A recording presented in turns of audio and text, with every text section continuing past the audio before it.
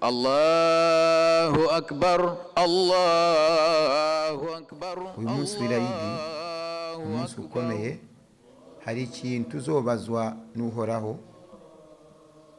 iyo muri kumwe ntabwo mugomba gutandukana mudasabye igihugu cyanyu n'ukwisabirako. twaba tubikora twenyine, ariko nayo ryari ikosa kubikora twenyine, abandi ntibabikore. bivuga yuko iyo ni itegeko rya Allah subhanahu wa ta'ala. gusaba Imana ni itegeko, kuko nicyo ngiye kubanzirizaho, nicyo kiyongeyemo, kuko gusari abayisilamu ni itegeko ku irayidi. ariko nona hari ikintu kiyongeyemo gikomeye gusumba byose, no gusabira igihugu amahoro n'umutekano. nabihari mu Burundi birahari, ariko kubitsimbataza ni itegeko kuri twe. Imana muri Qur'an iti ud'uni astajib lakum, ngaho munsabe mbishure. gusaba Imana ni itegeko. iyo utamusabe kandi Imana iraguhana. iyo uvuze ngo sinshobora kujya gusaba, ibihano by'Imana biraza. tugiye gushimira Imana ku mutekano dufise n'amahoro mu gihugu cy'u Burundi. ibindi bihugu birimo intambara. tutabishimiye, Imana muri Qur'an iti wala in shakartum la azidannakum, mugiye muzoshimira ibikeya mbahaye nzobongera. wala in kafartum inni adhabi la shadid, mugiye muzohanga gushimira ibyo mbahaye, mfite ibihano bikomeye. bivuga yuko ushobora kujya mu bibazo utazi yuko wenda wanze gushimira Imana. turavuga ati oya, katubanze dushimira Imana, tumushimire ku bya bike yaduhaye, amahoro yacu dufite mu Burundi n'umutekano, kugira ngo Imana itongere amahoro n'umutekano bitsimbatane. muri uwo rwego rero byatumye ko twegera abaterankunga batandukanye, tukababwira ati umunsi mukuru w'irayidi twahora tubikorera abantu bakeya cyane, abatishoboye, cyane cyane abantu bacu muzi bava muri Gatonde, Vyegwa, Kabungura, Gitasi, Robuko, Nini, Kwizingwe. abo ni abantu muzi neza ku irayidi, baraza tukabategurira hariya kuri Eltimo, abandi ejo bundi bafunguriye muri stade. ariko tukavuga tuti habuze iki kugira ngo n'abandi iki kintu badufashe, kuko ni inshingano zabo.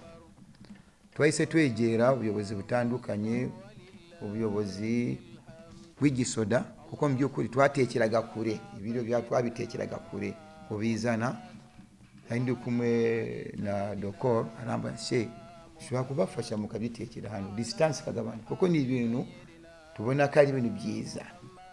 turabashimira rero nabo bashizemo ingufu bwa she, iyo mugiye guteka turabafasha, kubera yuko ni bya bene gihugu. hanyuma rero twegera n'ubuyobozi bwa polisi, nabo buravuga bati mu by'ukuri ni inshingano zacu, turabafasha mu mutekano. turavuga kabisa, turindiriye iki? abaterankunga batubwira ngo niba ari ugufungura gusangira nimugire ubwoba, mukeneye inka zingahe? 200, 300, 1000, kuko zirahari. kuko mu gihugu cy'u Burundi tuba tufise mu minsi yo kubaga, kuko ngenda baza ababaga bose, association zose, tuba tufise inka zigeze ku 3,000 birenga, imene zirenga 10,000 birahari, ndabizi. turavuga ati rero abo bose nibazana tugashyira hamwe, abantu bagasangira, bakagira ingufu zo gusabira igihugu batekana, kuko iyo ni inyama batekana. La ilaha illallah, Allahu akbar.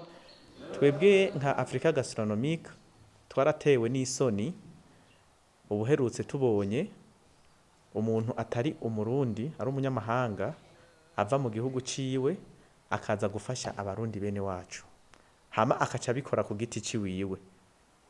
n'abarundi baba ariko baramufasha, ugasanga bamufasha ni bake bashoboka. ariko nkuko twebwe Africa Gastronomique vyaduteye isoni, twaramwegereye turamubaza, tumubajije kuko twashimishijwe n'ibikorwa yari karakora, twumva nk'ukumenga natwe twogira ico dukoze. niko kuca tubarira iki gikorwa kiremereye, na cyane cyane cyo gusengera igihugu no gusangira, dusangira ijambo ry'Imana, dusangire n'ivy'umubiri. dusanga cya kintu cyo gusangira ivy'umubiri mu mpano twahawe na Nyagasani cyo kugitegura, natwe ico kintu kiraturaba. twaciye tumwinginga yuko natwe yodushira mu bantu bomufasha kuzobitegura, na cyane cyane ko Africa Gastronomique twihaye ihangiro ryo kuzogera muri cya gihugu cifashe kandi kinateye n'imbere, turi abantu bifashe, ntituzokwifata mu gihe tukijya ibintu bidakwije ibisabwa, ariyo ntanganguvu ndemamubiri na sanganyangaburo. Turabimushimira cyane kuba yarizeye Africa Gastronomique ko yomufasha mu kuza gukinjika kugira ngo ako kaboga kazoba kabonetse n'uzokarya azokarye gakwije ivyangombwa. Allahu Akbar. Nkumbure iyi ntambwe Imana niyadufasha igatsimbatara, nabwiye yuko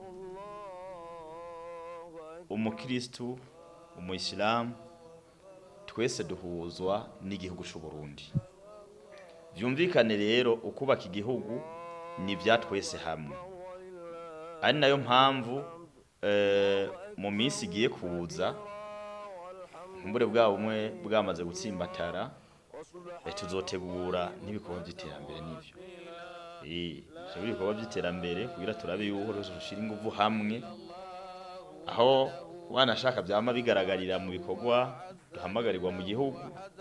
Ugasanga umisilamu yafashe isuka turiko turarima amavoka, cyari umisilamu kararima, twese turi hamwe. Ahubwo rero bizotubera n'akaryo keza ko gutegura ibikorwa khasa, yani ibikorwa vyihariye. Tuvuge duti uyu munsi rero abayisilamu tugiye kubaka kuri islamike, cyo dutumira babandi batari abayisilamu. Hamejo nabo nibategura ikorwa c'ishuri kanaka, natwe duhimirize bamwe duserukira baserukane n'iyonka, tugende kubaka rya shuri giye gukira wa muryango w'idini kanaka ligiye gusahiriza mu gihugu cacu. Rero integuro y'ibikorwa by'iterambere izocifata inyuma yaha, kuko turiko turaja mu ntambwe nziza yo gutsimbataza ubumwe. Inyuma rero gutsimbataza ubumwe bice bigaragarira mu bikorwa. Allahu Akbar, Allahu Akbar, Allahu Akbar, Allahu Akbar, Allahu Akbar.